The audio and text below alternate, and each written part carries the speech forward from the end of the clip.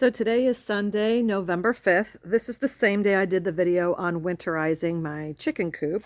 I'll be sure to link that below so you have that link if you're interested. We recently had a freeze. It was right before or around Halloween. It got down to probably like the upper 20s, at least on one of the nights. And so everything is pretty much done for the year. Oh, those were impatiens, in case you couldn't tell. Those poor things. And then the geraniums, not doing the best. It looks like some of the leaves are doing okay. I wonder if I bring them in, if they will come out of it. I might do that. I'll bring them into the garage. I want to show you what I did with my GreenStalks that used to be right over here. I wheeled them, although I wheeled them around here because it's a step up here, but I wheeled them all the way around because this is level ground to my garage. This is why I love the GreenStalks so much, especially with wheels.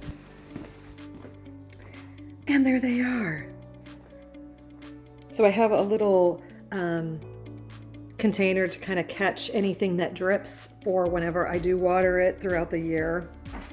My strawberries did fantastic. They finally filled out.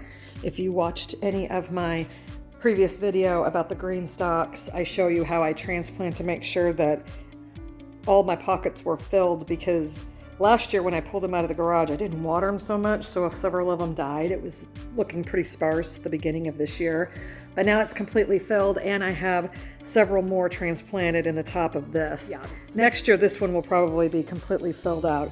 But I have some herbs growing in here. I even have some dill growing. These were soybeans. I'm going to probably keep the seeds to plant next year. And what I might do over the winter, I might possibly plant some lettuce seeds in here just so we can have some fresh lettuce throughout the winter time. But this is why I love my GreenStalks. I can wheel them right in here. And, you know, if you get a chance and if you're interested in GreenStalks, which is a vertical planter, I happen to choose mine with the wheels. I will be sure to link those videos. I've done a couple of videos now, like an unboxing and an update, but I can post those videos down below. But this is a watering system up here. It's a water reservoir that will water all the pockets all the way down. So, but I'll be sure to link those videos down below if you are interested in GreenStalks, especially come next year. So let's get back outside. So my goal today to help do some winterizing and putting my garden to bed. I'm gonna come out here and clean out the remaining of the garden after that freeze that we just had a couple of days ago. And I have not been out here since the freeze came. I did try to do a final harvest, but yeah, I think everything's pretty much done. And it's starting to get kind of weedy. I kind of started giving up on it the last few weeks, but I do have a lot of beans that are still up here. I will definitely wait till those dry out, and I will save those seeds. My parsley wasn't really affected. Asparagus is doing just fine. I'm gonna have to cut that back. I'd say we're gonna start harvesting this asparagus starting next year. This is the second year of the asparagus, and all I did is I just threw asparagus seeds down in this area. I did a super quick video a couple years ago when I first planted the seeds. I just sprinkled the seeds down, and I was amazed as to how many of them came back. I thought asparagus was very, very difficult to grow. I know a lot of people start with the bare roots so that they can get it. I think they're like 1 or 2 year bare roots so they can get a jump start on their asparagus. But this year we probably could have harvested some of the asparagus, but definitely next year we will. But yeah, this garden is, I'd say it is spent. I'm going to be pulling out all of these stakes and all of the plants that are in here. Oh, look. It's a tomatillo. I think that might be good. I actually recently made some more salsa verde, probably the last batch of the season, because of, I knew it was going to frost, so I came out here and I harvested a bunch of them. And I hope it's not a repeat in what it was the beginning of this year.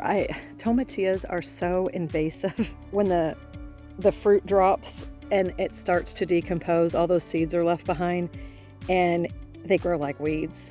So I love tomatillas. I probably will always grow them, but I would definitely recommend grow them someplace that you don't care if they spread. Like I see tomatillas growing everywhere, even on the other side of the property. And okay, so I don't know if you were with me when I planted my garlic. I planted over 100 cloves of garlic, and I planted some onions and some lettuce and some carrots and parsnips and some snow peas. So the frost did not affect these. I know we're going to have warmer weather here in the next, 2-3 weeks or more, talking about like 60s and maybe 70s during the day. So our weather's just so up and down during this time of year. You just never know. When it gets too cold, I will end up putting a cloth over this so that I can still get lettuces and things of that nature. We'll see how it works with the snow peas, but yeah, just to kind of keep the warmth in here during the winter time. So we'll see how that goes. But the garlic is doing great. It looks like they are all coming up, every one of them. I'm going to have to winterize by removing the soaker hose. And after I get all of this cleared out, those are all my pepper plants. I have some sunflowers. Yeah, I'll get them all cleared out, and then I will show you what I do, because this is really the only section that I cover with the cloth during the winter time. All the rest is left exposed to everything, including weed seeds. I'll show you what I do to try to help minimize weed seeds from setting. So my next step is getting all this cleared out. So I'm continuing on with trying to clean out my garden. It's been a couple of weeks. Today is November 11th, which is Veterans Day. So happy Veterans Day for all you veterans out there, those that are currently serving and those who have served and those who also gave their ultimate sacrifice. I have an uncle who perished in World War II. But I want to thank you very much for your service. So what I'm going to do is I'm going to clear out the rest of this garden, as much of the weeds and all the spent plants. Obviously I'm going to leave some things such as my chives, but I'm pretty much going to take up everything else. I have some parsley down at the end there that I'm going to leave as well. And after I clean all this out, I'm going to show you how I put my beds to rest, so to speak, for the winter time, and what I use for a natural mulch. It's an excellent tool that Todd had bought me for Christmas. I had been looking at them and I've already used them a few times the last few years, and I absolutely love it. But anyways, let me go ahead and finish cleaning out this garden, and then I will show you what I'm going to do next. So I went ahead and I cleared out all the beds as much as I could. I pulled as many weeds. There were even some little trees that were trying to grow. Like I said, I'm going to leave that one alone, that bed, but I've cleared out all the rest. This is my asparagus. I'm going to let it go a little bit longer before I cut it back. I don't really have much experience with the asparagus, other than just throwing the seeds down and letting them go. I tried to pull off as much as I could on the bean plants. I'll have to get a ladder. I'm also seed saving the bean seeds. I have a collection of those going here and here, so I'll be saving those. And I have a plate of coffee grounds. I collect a plate probably once a week. Looks like a marigold seed. And I throw that in my garden from time to time or around various bushes. And so I'll sprinkle that in the beds before I go to my next step. Same with these are eggshells. Anytime I use eggs, I save the shells and I let them dry out, and then I put them in this Ziploc bag and I crush them down. So I will be sprinkling these in my garden. They contain calcium, and calcium is excellent for your plants.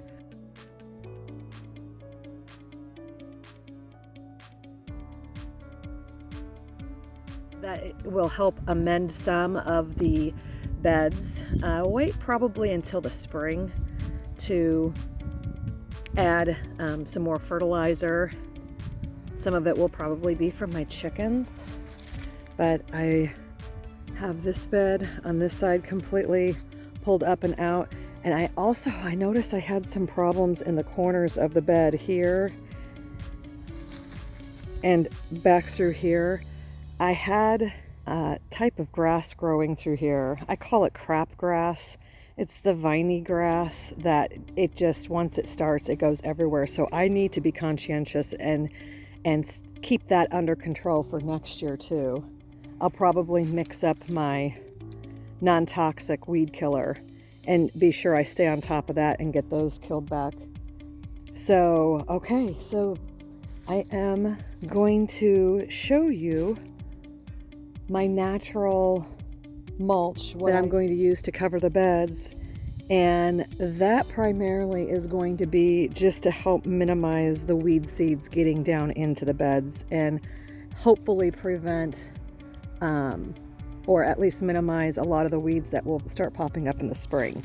So I will show you the tool I use for that. This is the amazing, I call it a tool or a machine that I use. It kind of works as a weed eater. This has this plastic, it's like a weed eater line that you attach inside of here, and which I might have to replace this because it looks like it's kind of short. I think it needs to be a little bit longer. So when you turn this on, this basically just whips around and it cuts and shreds your leaves up. We just attach a big industrial, like a commercial size trash bag in here. I think it's like for a 55-gallon trash can, and that's where the leaves go. And it's pretty easy to use. I'll have to show you, but it does require electricity.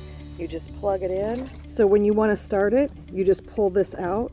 I'm going to mute it because it's going to be really loud, but I will show you what it looks like when you pull it out.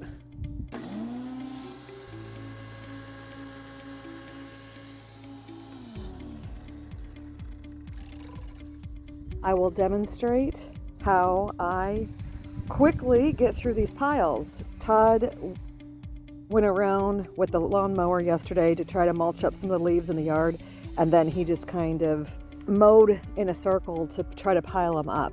So I've got like 3 or 4 piles that I need to get through. I do use this. This was one of the things he got me. You use them together to scoop up the leaves, and when I demonstrate, you will see how I use them. So be sure you wear your proper PPEs, you know, safety glasses, gloves, things of that nature, because you are dealing with electricity and things that could cut your fingers off. So let's get started.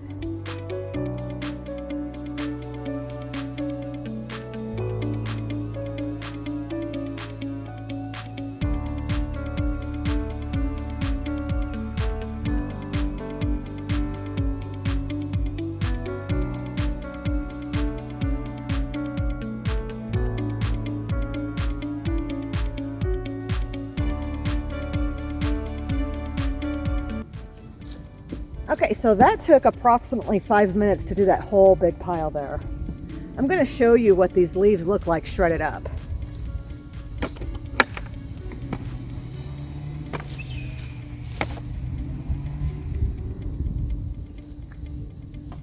Unplug for safety.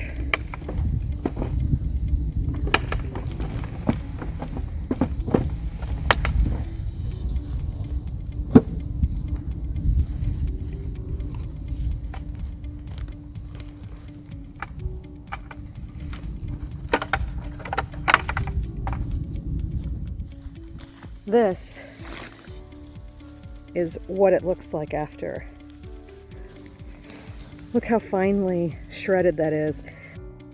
This is perfect for mulch. I know a lot of people sometimes use straw in their gardens, but straw unfortunately has seeds in it a lot of times, and that could pose other problems.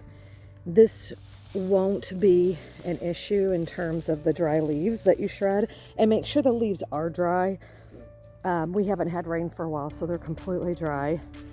I imagine if they were wet, they would probably clog up the system. So all I'm going to do now is I am just going to take this bag and I'm just going to cover my beds with this mulch.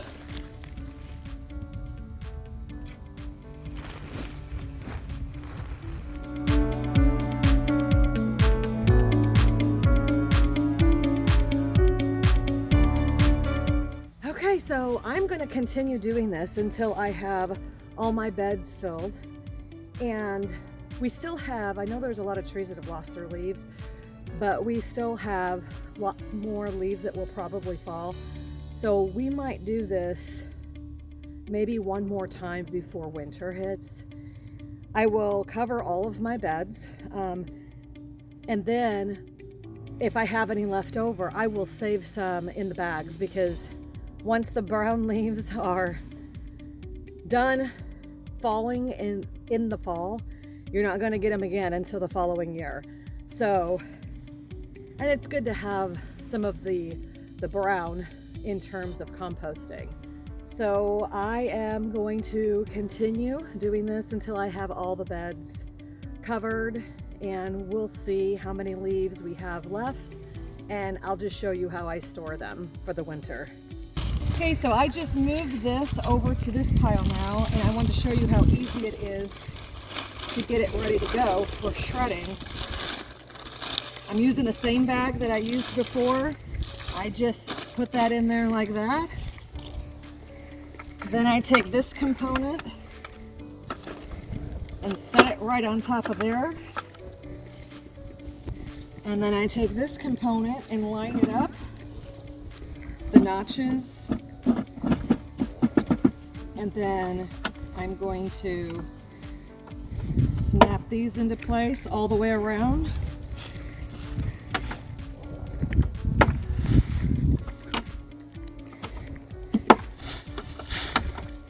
So there's 4 different places, and then I'm going to plug it in and do the same thing all over again. So I feel like these are getting too short now, and I am going to go ahead and change it out. I'm not sure if these came with the WORX, but I will show you how we change it out.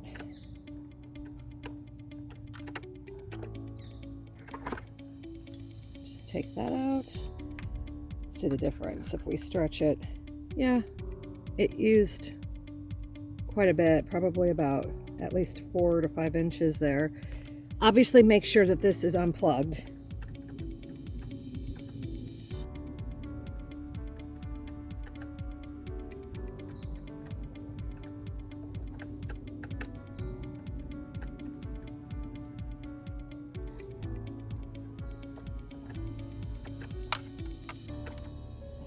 Thread it through, and obviously try to get it as even as possible.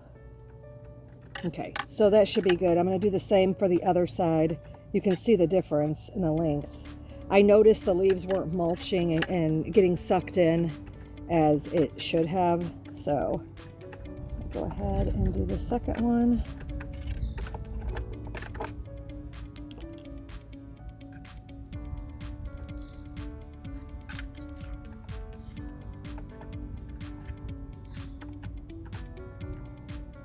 Make sure it's even.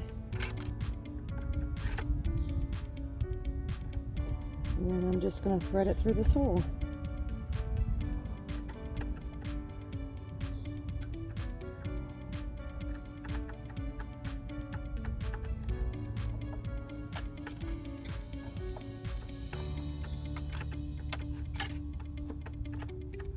And that's it. Okay, let's see if that works better. And those I think they were extra that came with the unit, but you can also buy the extras as well, the refillables. So I probably filled up at least 4 or 5 bags and placed them all on my garden. This is what's left. It's approximately maybe a half a bag. I had 4 large piles that I went through in the yard. So this is the final of me putting my beds to rest, so to speak. If you're interested in that WORX leaf mulching machine, I will go ahead and I'll link that down below, along with those, I think they call them, I don't know if they call them they're the leaf paddles, the ones to pick them up. You certainly don't need those leaf scoopers that I used, but you do get more leaves at one time. I want to thank you for sticking with me and taking the time out of your day. I appreciate you, and until next time, thank you for watching.